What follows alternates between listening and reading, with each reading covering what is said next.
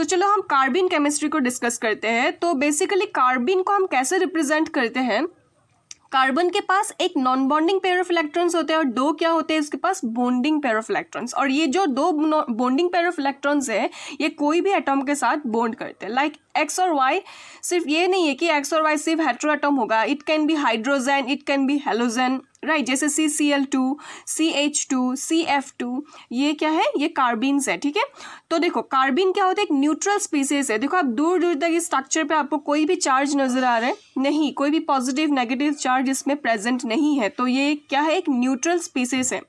लेकिन ये electron deficient होता है। क्यों इलेक्ट्रॉन डेफिशिएंट होते हैं, because it has incomplete octet. Octet complete होने के लिए हमें कितनी इलेक्ट्रॉन्स चाहिए, 8 इलेक्ट्रॉन्स की जरूरत होती है। और इसमें कितनी इलेक्ट्रॉन्स है, 1 2 3 4 5 6, मतलब 6 इलेक्ट्रॉन्स है। और as a result it acts as an electron deficient species.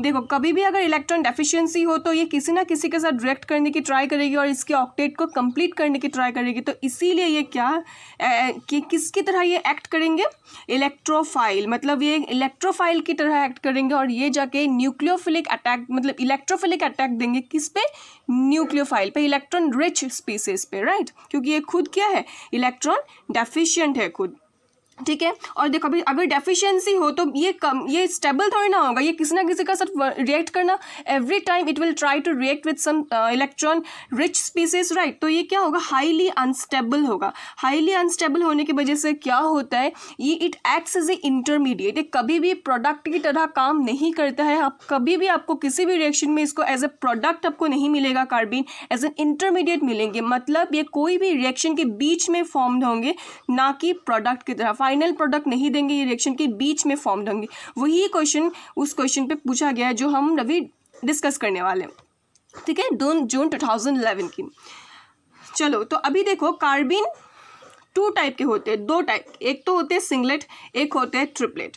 तो हम इसको देखो मैं पहले तो मैं इसको दोनों को सेम रिप्रेजेंट कर रही हूँ, बाद में हम जब समझ लेंगे कि ट्रिपलेट क्या होता है, सिंगलेट क्या होता है, उसके बाद मैं आपको इसके रिप्रेजेंटेशन को भी बता दूंगी, ठीक है। तो चलो देखो पहले तो सिंगलेट कार्बन को समझते हैं, उसके बाद ट्रिपलेट कार्बन के साथ हम इसको कंपैरिजन कर लेंगे ताकि हमें समझने में और याद रखने में इजी हो जाए। तो देखो पहले तो इसके हाइब्रिडाइजेशन को देखते हैं। इस कार्बन की हाइब्रिडाइजेशन क्या है हम उसको देखते हैं। हाइब्रिडाइजेशन हम किसकी देखते हैं, हम सेंट्रल एटम की हाइब्रिडाइजेशन देखते हैं। तो इसमें सेंट्रल एटम कौन सी है, ऑफ कोर्स कार्बन है। तो कार्बन के जब सिंगलेट कार्बन होते हैं बोला जाता है कि हाइब्रिडाइजेशन उसकी sp2 होता है। अभी भाई क्यों sp2 होता है और कैसे होता है हम उसको डिस्कस करते हैं, ठीक है। देखो अभी कार्बन में क्या है, कार्बन की देखो कार्बन की इलेक्ट्रॉन ये इलेक्ट्रॉनिक कॉन्फ़िगरेशन क्या होता है, 1s2 1s2 2s2 2p2। ये तो हमें पता है कि ये कार्बन की इलेक्ट्रॉनिक कॉन्फ़िगरेशन होते हैं। तो फटाफट हम अभी देखो हाइब्रिडाइजेशन में कौन सी इलेक्ट्रॉन्स पार्टिसिपेट करते हैं, we all know that hybridisation में कौन से इलेक्ट्रॉन पार्टिसिपेट करते हैं, आउटर मोस्ट इलेक्ट्रॉन, राइट। तो फटाफट इस पे भर दो। देखो आउटर मोस्ट इलेक्ट्रॉन कितनी है इसके पास, 1 2 3 4। तो s ऑर्बिटल में कितनी इलेक्ट्रॉन्स है, 2 इलेक्ट्रॉन्स है। और हमें पता है कि जब भी हम इलेक्ट्रॉन को भरते हैं एक ही सेल में, तो हम उसको क्या करते हैं, अपोजिट स्पिन से भरते हैं। तो p ऑर्बिटल में कितनी इलेक्ट्रॉन्स है, 1 2, राइट। तो हमने आउटर मोस्ट ऑर्बिटल को भर ली है क्योंकि आउटर मोस्ट ऑर्बिटल ही हाइब्रिडाइजेशन में पार्टिसिपेट करते हैं, राइट। तो ये हमारी क्या है, एक्चुअली 2s ऑर्बिटल है, ये हमारी क्या है 2p है, राइट। तो देखो आफ्टर अभी ये क्या करेंगे, हाइब्रिडाइजेशन होने के लिए क्या होता है, मिक्सिंग होता है, एक दूसरे ऑर्बिटल के साथ मिक्सिंग होती है। ये हम ये जो इनऑर्गेनिक की जो ये इनऑर्गेनिक केमिस्ट्री, इनऑर्गेनिक पे हम पढ़ते हैं इसको। तो उस पर क्या होता है कि हाइब्रिडाइजेशन की कॉन्सेप्ट को, हाइब्रिडाइजेशन में क्या होता है कि ये अभी इस पर क्या होगा, मिक्सिंग होगा, इन दोनों ऑर्बिटल्स के बीच में मिक्सिंग होंगे ताकि हम हाइब्रिड ऑर्बिटल्स फॉर्म कर पाए, ठीक है। तो s और p में अगर मिक्सिंग हो जाए तो ये इलेक्ट्रॉन मिलके क्या बनेंगे, एक s की ऑर्बिटल और 2 p की ऑर्बिटल, एक s की ऑर्बिटल 2 p की ऑर्बिटल, 1 2, एक s की 2 p की, तो क्या बन जाएंगे, sp2 2, एक s की ऑर्बिटल और 2 p की ऑर्बिटल। तो s की ऑर्बिटल में हम अगर इलेक्ट्रॉन भर दे और ये रही हमारी p की ऑर्बिटल के इलेक्ट्रॉन, और ये क्या बन गए, sp2।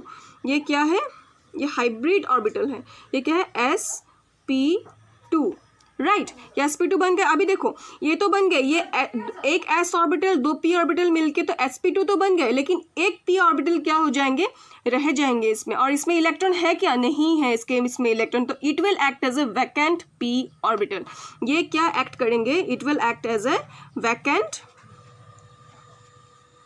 p orbital. राइट, तो इतना तो हमें समझ में आ गया ये इसकी sp2 हाइब्रिडेशन कैसे हुआ, एक x ऑर्बिटल और 2 p ऑर्बिटल मिलकर sp2 बने और वैकेंट p ऑर्बिटल में। ये सिर्फ कार्बन की है, अभी तक इसमें हाइड्रोजन, ये x और y के बारे में मैंने बात की ही नहीं है, ये सिर्फ कार्बन की है अभी तक, ठीक है। कार्बन के बीच में और कार्बन के ऑर्बिटल्स के बीच में मिक्सिंग हुई है और हमें क्या मिला है, sp2 मिला है, इसलिए सेंट्रल एटॉम की हाइब्रिडेशन क्या हो गया, sp2 ऑर्बिटल, sp2 हाइब्रिडेशन हो गई उसकी, ठीक है। अभी देखो इसकी स्ट्रक्चर अगर हम बनाने के लिए ट्राई करें तो व्हाट वी कैन डू, देखो अभी ये sp जो ऑर्बिटल है, sp2 ऑर्बिटल, हमें देखो sp2 ऑर्बिटल हम कैसे बनाते हैं, ऐसे बनाते हैं हम, sp2 ऑर्बिटल मिक्स्ड हो गया, ये हाइब्रिड ऑर्बिटल्स है, ये जो ब्लू कलर में जो मैंने ड्रॉ की है, तो ये जो है ये हाइब्रिड ऑर्बिटल है। ये हाइब्रिड ऑर्बिटल क्या है, ये हाइब्रिड ऑर्बिटल है, मिक्सिंग होके ये बने हैं, ये हाइब्रिड ऑर्बिटल है। और ये इसकी क्या है, ये sp2 है, ये sp2 है, ये जो ब्लू कलर में है ये sp2 है, ठीक है। तो sp2 में आप इलेक्ट्रॉन भरो, फटाफट इलेक्ट्रॉन भरो। ये तो एक ऑर्बिटल में 2 इलेक्ट्रॉन्स है विद ऑपोजिट स्पिन और एक इलेक्ट्रॉन है बाकी 2 ऑर्बिटल में। ये ब्लू कलर में, मैं फिर से रिपीट कर रही हूँ, ब्लू कलर जो है ये ऑरेंज वाला मत देखना अभी, ये ब्लू कलर वाली जो है वो क्या है, sp2 ऑर्बिटल, हाइब्रिड ऑर्बिटल है, ठीक है। और इसमें दो फटाफट हमने इलेक्ट्रॉन भर दिए, इसमें 2 इलेक्ट्रॉन भर दिए और इसमें एक इलेक्ट्रॉन भर दिया, तो ये तो पूरा कॉन्सेप्ट क्लियर हो गया। अब ये ऑरेंज वाली क्या है, ये क्या है भाई, ये देखो ये वैकेंट जो ऑर्बिटल रह गया था p ऑर्बिटल, तो ये है हमारी, ये जो ऑरेंज में जो मैंने हाईलाइट किया ये है हमारी वैकेंट p ऑर्बिटल, ठीक है। तो ये रही हमारी कौन सी कार्बन की स्ट्रक्चर, सिंगलेट कार्बन की स्ट्रक्चर, ठीक है। अभी देखो अभी देखो ये जो अनपेयर्ड है, ये जो अनपेयर्ड इलेक्ट्रॉन्स है, एक इलेक्ट्रॉन इसके, एक इलेक्ट्रॉन इस ऑर्बिटल में, एक इलेक्ट्रॉन इस ऑर्बिटल में। अभी इसमें क्या होगा, अगर मैं CH2 को रिप्रेजेंट करूँ, इसमें कितनी हाइड्रोजन है, 2, और एक हाइड्रोजन की एक इलेक्ट्रॉन दूसरे हाइड्रोजन के दूसरे इलेक्ट्रॉन आके इसके साथ बॉन्ड बना लेंगे भाई, ये रहा ऐसे अपोजिट स्पिन, सॉरी ये अपोजिट स्पिन में होगा। और ये क्या है, ये है हाइड्रोजन, एक हाइड्रोजन, ये रही दूसरी हाइड्रोजन, तो ये क्या बन गया, और ये क्या है सेंट्रल एटॉम कार्बन, ये कार्बन हो गया, sp2 होंगे, ये 2 इलेक्ट्रॉन एक ऑर्बिटल में थे और जो अनपेयर्ड थे वो किसके साथ बॉन्डिंग किया, ये दो अनपेयर्ड स्पिन किसके साथ बॉन्डिंग किया, हाइड्रोजन की स्पिन के साथ बॉन्डिंग किया विद ऑपोजिट स्पिन, इसके अप स्पिन है और हाइड्रोजन की down spin, up spin down spin, तो ये बॉन्ड बना लिया CH2, बॉन्ड बना के CH2 कार्बिन बन गए। तो ये तो आपको समझ में आ गया। और ये ऑर्बिटल में क्या है, ये एक non bonding pair of electrons रह गए इसमें, और ये वैकेंट p ऑर्बिटल में अभी कुछ भी नहीं है, ठीक है। तो अब देखो अभी हम नेक्स्ट क्या समझते हैं, इसकी शेप को समझते हैं। जब भी हम VSEPR थ्योरी से पढ़ते हैं कि जब भी हम शेप ये हाइब्रिडाइजेशन निकलते हैं sp2 का, तो हमें क्या मिलता है, जनरली हमें मिलता है कि ट्राइगोनल प्लेनर मिलता है, इसके ज्योमेट्री क्या मिलता है, ट्राइगोनल प्लेनर, राइट। लेकिन इसके केस में आप देखो अभी sp2, ये इसके केस में ट्राइगोनल प्लेनर होने की पॉसिबिलिटी है क्या, नहीं। आप अगर VSEPR थ्योरी को थोड़ा सा यहाँ पे लगाओगे, देखो ये पे क्या है, ये bonding non bonding pair of electrons की जैसा काम कर रहे हैं, और ये क्या है, ये बॉन्डिंग पेयर ऑफ इलेक्ट्रॉन्स। और हमें पता है अकॉर्डिंग टू VSEPR थ्योरी क्या होता है ना, लोन पेयर जो लोन पेयर होते हैं, लोन पेयर के रिपल्शन ज़्यादा होते हैं लोन पेयर बोन पेयर से, राइट। और उसके बाद बोन पेयर की सबसे कम।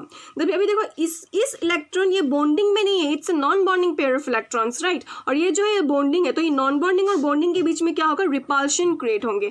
ये जो बॉन्ड एंगल है ये 120 नहीं होगा। अगर हमें ट्राइगोनल प्लेनर मिलनी है तो हर एक 3 बॉन्ड, देखो ट्राइगोनल प्लेनर ऐसी होगी, तो ये जो तीनों बॉन्ड है, ये तीनों बॉन्ड की डिग्री कितनी होनी चाहिए, 120 डिग्री होनी चाहिए। Each angle must be 120 degree to be trigonal planar. लेकिन इसमें ऐसा केस नहीं है, बिकॉज नॉन बॉन्डिंग के साथ रिपल्शन करेंगे और ये जो एंगल होंगे it will be greater than 120, से ज़्यादा होगा। और एज ए रिजल्ट क्या होगा, ये जो बॉन्डिंग का जो एंगल होगा वो कम हो जाएंगे, वो डिक्रीज हो जाएंगे 120 से। और ये जो बॉन्डिंग पेयर ऑफ इलेक्ट्रॉन्स की ये जो इसकी डिग्री होगी, ये होगी 103 डिग्री होगी इसकी, ठीक है, 103 डिग्री की होती है, ना कि 120 डिग्री। एज ए रिजल्ट ये हम इसको नहीं बोलेंगे ट्राइगोनल प्लेनर, इसकी ज्योमेट्री को हम बोलेंगे इसको ज्योमेट्री को हम बोलेंगे बैंड शेप। बैंड, इसकी शेप को हम क्या बोलेंगे? बैंड बोलेंगे। बैंड शेप, नहीं तो आप बोल सकते हैं इसको वी शेप भी आप बोल सकते हैं इसको, वी शेप। ठीक है, तो इतनी तो हम समझ लिए। अभी हम इतना पे ही इसको रखते। हाँ, और एक चीज़ को हम इसको यहाँ पे डिस्कस कर सकते हैं। देखो यहाँ पे आपको कहीं पे भी अनपेयर्ड ऑफ इलेक्ट्रॉन्स दिखाई दे रहे हैं। ये जो अनपेयर्ड थे वो हाइड्रोजन की इलेक्ट्रॉन्स के साथ बॉन्ड बना लिए और CH2 फॉर्म किया, राइट। और ये जो पेयर्ड जो हमें non bonding pair of electrons है वो पेयर्ड में है विथ ऑपोजिट स्पिन और सेम ऑर्बिटल में लाई कर रहे हैं विथ ऑपोजिट स्पिन, तो इसको हम अनपेयर्ड तो बोल नहीं सकते। तो देखो इस पर दूर दूर तक अनपेयर्ड नहीं दिखाई दे रहा है कोई भी इलेक्ट्रॉन, तो ये क्या होगा? ये पैरामैग्नेटिक होगा या डायमैग्नेटिक होगा? तो ये जो कार्बिन है it is diamagnetic,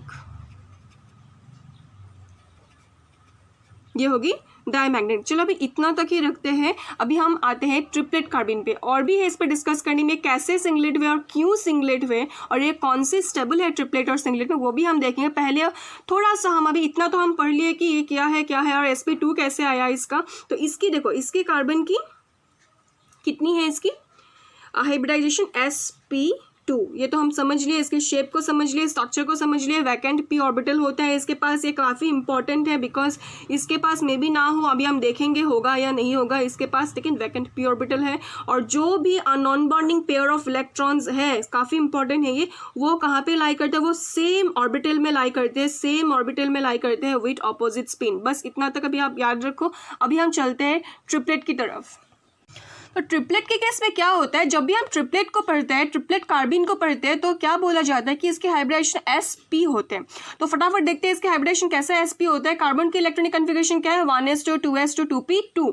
तो फटाफट हमें पता है कि ग्राउंड के हाइब्रिडेशन में कौन सी पार्टिसिपेट करते हैं, आउटरमोस्ट इलेक्ट्रॉन्स पार्टिसिपेट करते हैं हाइब्रिडाइजेशन में। तो फटाफट भरो, 2s में कितने इलेक्ट्रॉन्स है? 2 इलेक्ट्रॉन है। 2p में कितने इलेक्ट्रॉन है? 2 इलेक्ट्रॉन है। 4 इलेक्ट्रॉन को हमने भर दी है।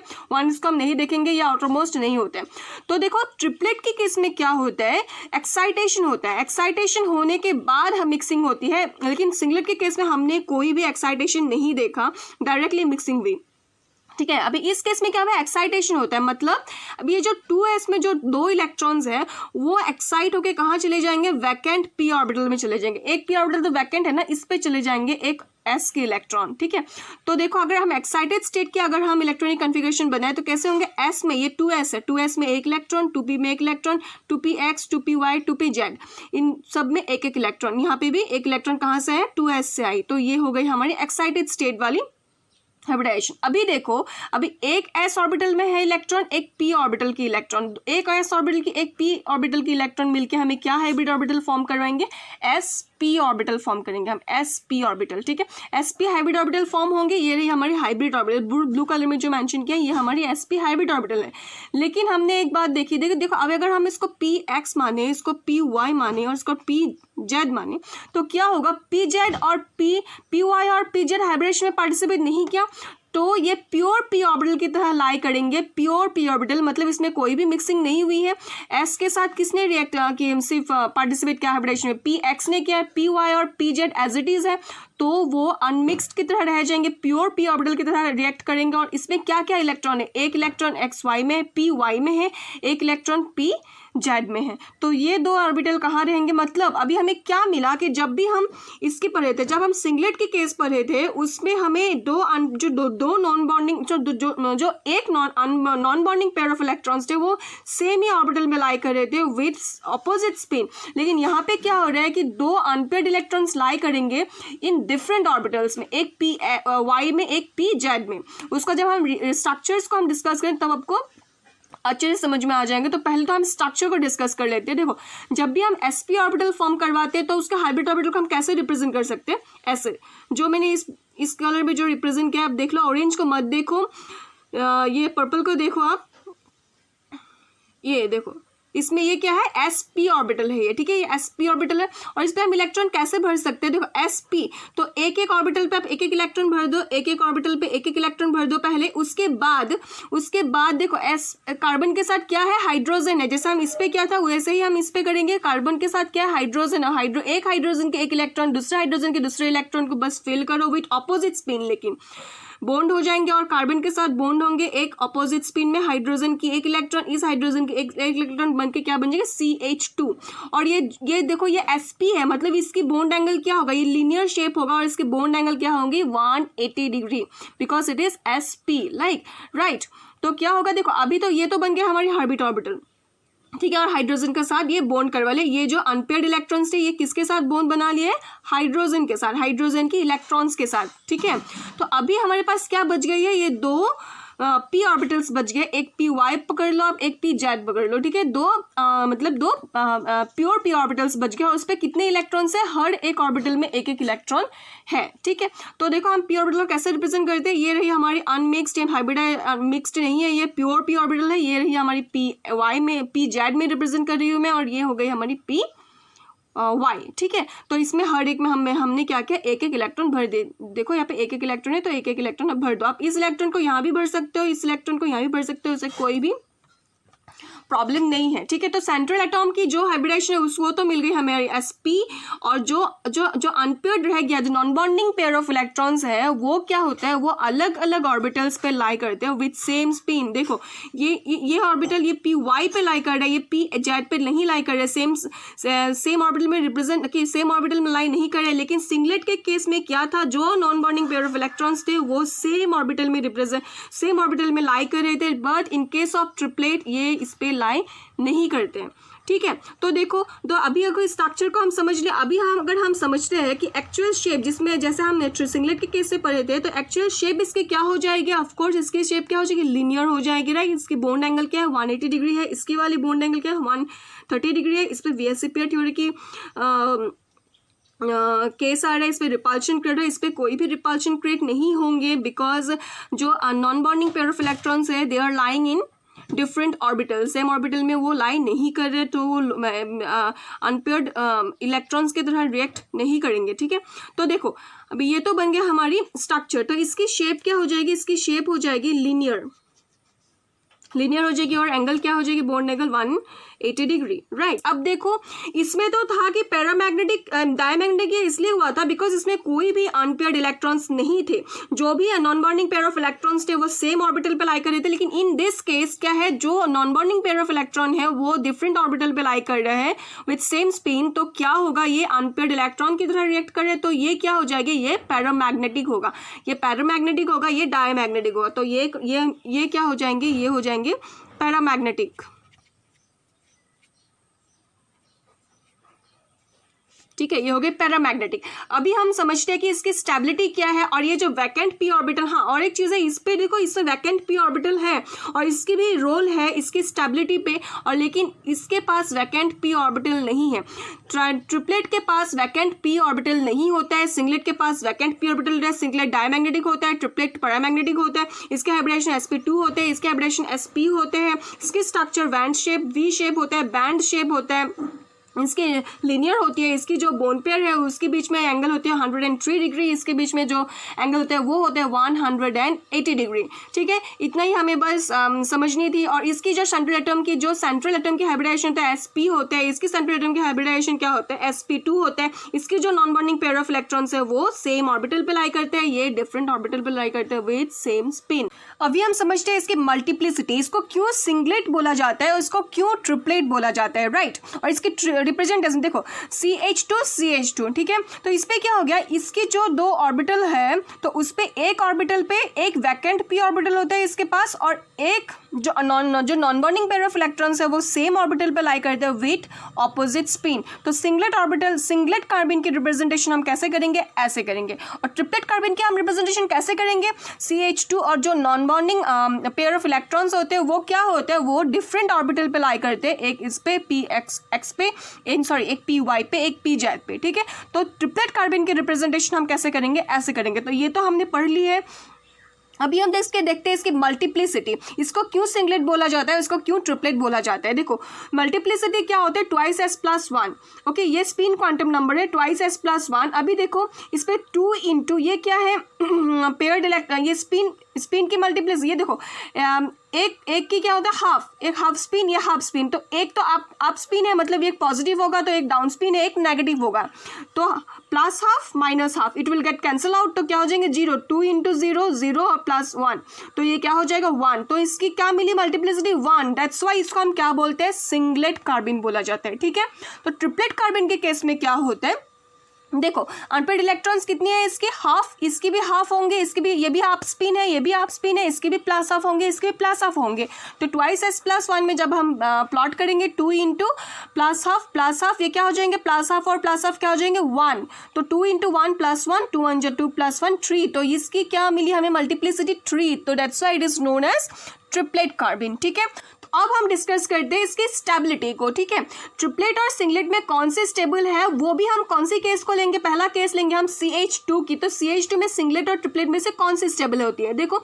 अगर हम सिंगलेट को ऐसे रिप्रेजेंट करें और ट्रिपलेट को हम ऐसे रिप्रेजेंट करें तो क्या होगा, इसकी जो non bonding pair of electrons है वो सेम ऑर्बिटल पे लाई करते हैं विद ऑपोजिट स्पिन, भर दिया हमने, और ट्रिपलेट के केस में क्या होते हैं वो डिफरेंट ऑर्बिटल पे लाई करते हैं विद सेम स्पिन, राइट, ये भी हाफ स्पिन है, ये भी हाफ स्पिन है, और डिफरेंट ऑर्बिटल पे लाई कर रहे हैं, सेम ऑर्बिटल पे नहीं लाई कर रहे। ठीक है, तो ये रही बात। तो अभी हमें पता था कि इसकी बॉन्डिंग पेयर के बीच में इलेक्ट्रॉन्स इसकी बॉन्डिंग पेयर के बीच में हमने पढ़े थे कि इसकी एंगल कितनी होगी, यहाँ पे इसकी एंगल होती है 103 डिग्री, राइट, और इस केस में इसकी एंगल क्या होता है बॉन्डिंग पेयर के बीच में 180 डिग्री। तो देखो कौन सा ज़्यादा स्टेबल होगा, तो इसमें तो रिपल्शन ज़्यादा होगी, इसमें रिपल्शन ज़्यादा हो रहा है, इसमें रिपल्शन कम हो रही है, बिकॉज एंगल क्या है ज़्यादा है, एंगल ज़्यादा है तो ज़्यादा स्टेबल होगा, और इस केस में क्या होगी, इसकी रिपल्शन होगी, रिपल्शन ज़्यादा होगी, इसमें रिपल्शन कम होगी, एंगल छोटा हो रहा है इसमें, राइट।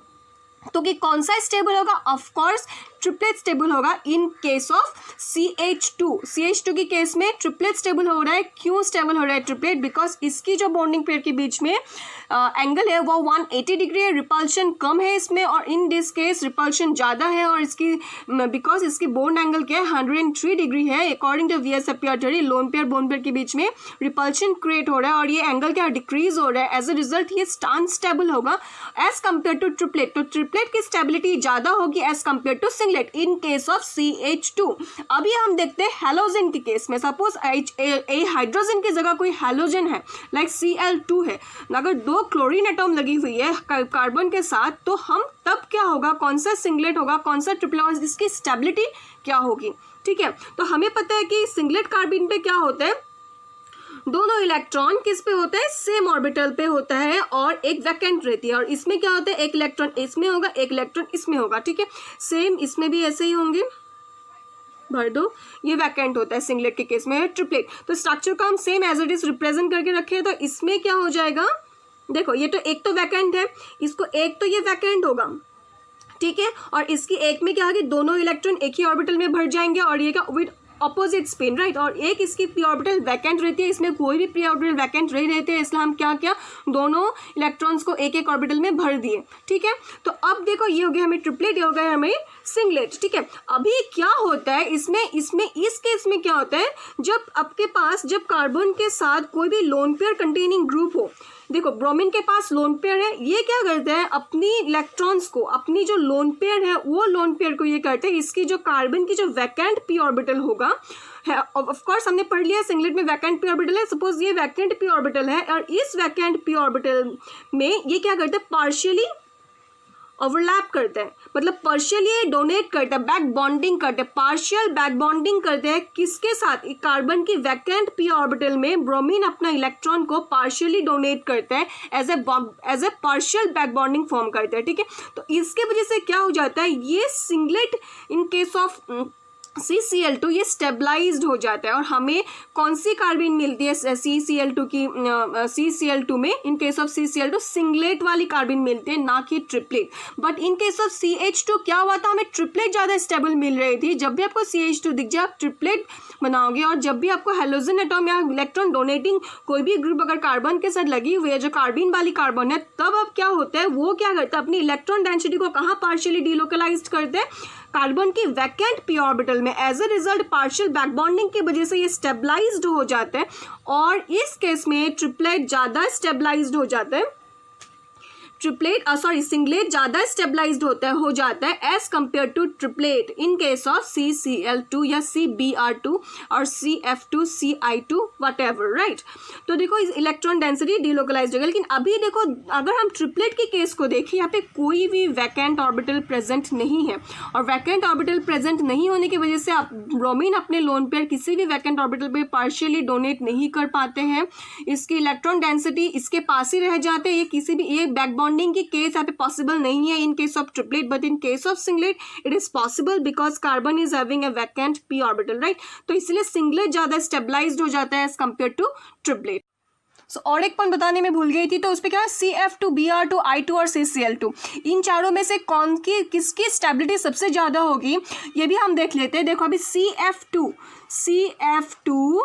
हाँ CCl2 CBr2 और CI2, इन चारों कार्बन में से स्टेबिलिटी किसकी ज़्यादा होगी हमें पता है। इसमें कौन से कार्बन फॉर्म हो रहे हैं, सिंगलेट कार्बन फॉर्म है, किसके वजह से, partial overlapping of lone pair of electrons, इसके फ्लोरीन की lone pair of electrons partial overlapping नहीं, पार्शियल बैक बॉन्डिंग क्रिएट करते हैं कार्बन की वैकेंट पी ऑर्बिटल पे। तो देखो अभी इसमें कौन सी होगी, कार्बन की कौन सी पी ऑर्बिटल पे कार्बन की 2p और फ्लोरीन भी 2p, मतलब 2p बैक बॉन्डिंग हो रहा है, और इस पर कौन सी बैक बॉन्डिंग हो रहा है 2p 3p, और इसमें क्या हो रहा है 2p 3p 4p, राइट और इसमें हो गए 5p। तो अब खुद देखो, तो 2p जब हो रहा है मतलब इसकी सिमेट्री सेम है, तो इसकी ओवरलैपिंग जो होगी, बैक बॉन्डिंग जो होगी वो ज़्यादा स्ट्रांग होगी, वो अच्छी तरह से डोनेट कर पाएंगे because they are having same symmetry.